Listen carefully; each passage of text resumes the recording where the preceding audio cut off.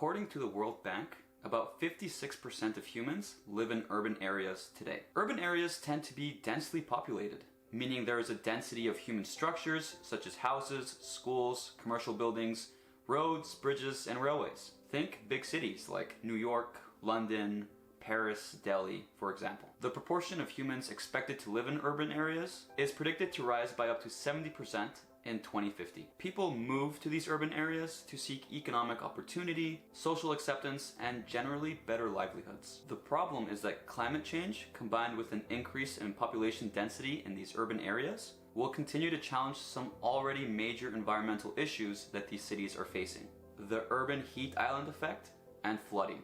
So let's quickly define and break down what these problems are. Number one, urban heat island effect.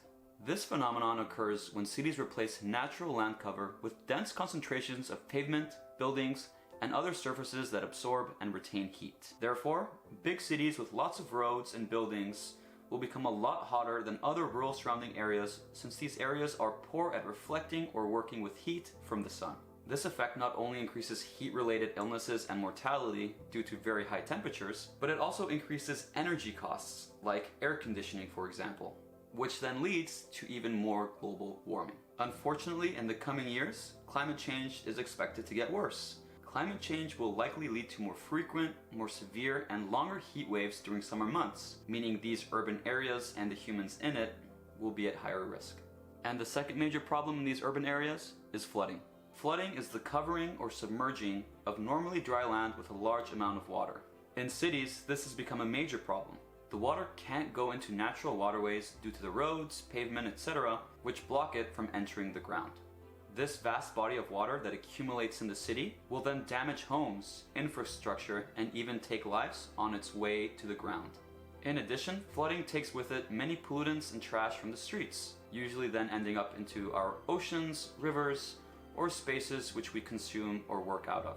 Unfortunately, with predictions stating that weather patterns like hurricanes and heavy rainfall will become more extreme, these floodings will naturally become more common and more deadly. Wow, Brian, you're so negative.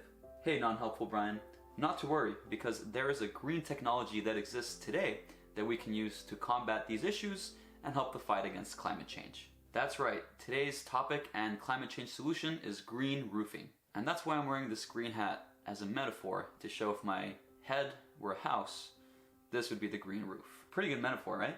Sure.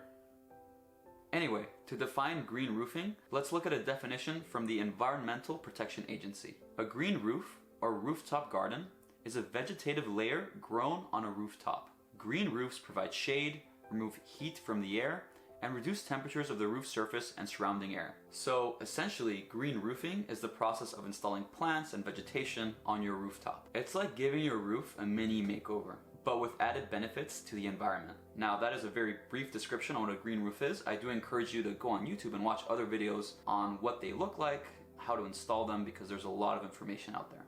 But anyway, it's time to talk about the benefits of having a green roof and why you should really consider it. Number one, it reduces the urban heat island effect. Green roofs remove heat from the air through a process known as evapotranspiration, which is kind of like the equivalent of human sweating. And green roofs also act as insulators for buildings, reducing the energy needed to provide heating and cooling. With lots of green roofs around the city or urban area in the summertime, temperatures would cool and decrease the unpleasantness of heat waves and heat-related illnesses. Number two, it reduces stormwater runoff. Green roofs also absorb rainwater, helping to reduce the strain on sewage systems and preventing flooding. A large portion of the water absorbed by green roofs is returned to the atmosphere by evaporation and transpiration by plants. Now, most green roofs aren't made for major storms. They're usually effective with small to medium amounts of rainfall, but still, just imagine if 20% of buildings in a city were covered with green roofs. Collectively, they could make quite a difference in reducing the gravity of a flooding occurring. Number three, the economic benefits. Green roofs help to regulate temperature, both in the summer by providing shade and in the winter by insulating the building. This means that your energy bills could potentially decrease because you're using less for air conditioning and heating, saving you money in the long term.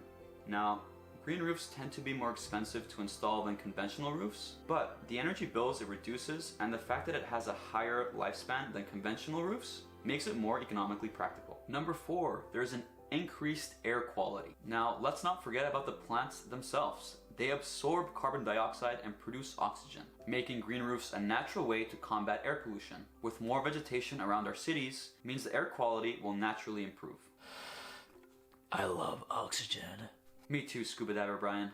Me too. And it will also help in our fight to decrease greenhouse gas emissions, due to less energy and fossil fuels being used to heat or cool our homes. And last but not least, number 5, is greener areas for humans and also for biodiversity. These green spaces on our rooftops serve as spaces where we can just kick back, relax, and enjoy nature, especially in these very city-like urban areas. And think of all the wildlife that could potentially benefit from these green areas. Maybe like bees? Check out my video on bees. I hear it's all the buzz. And to conclude, of course, we can go beyond just green roofing. We can implement green walls, tree planting, and simply other vegetative cover around our cities. As always, do what you can with what you can. Many sustainable practices are unfortunately very expensive or inaccessible in certain areas of the world. But hopefully with time and effort, they will become more affordable and widespread, eventually becoming the norm in all buildings. So, not only will green roofing make your home or building look more aesthetically pleasing, but it will also help to reduce your carbon footprint and contribute to the fight against global warming. It's a win-win situation. So, thanks for tuning in on this episode of Green Roofing. Remember, every little bit in the fight helps against global warming. And green roofing is a simple and effective way to make a difference. And that's it for today, guys. If you like what you see, make sure you comment, like, subscribe, and I'll see you next time.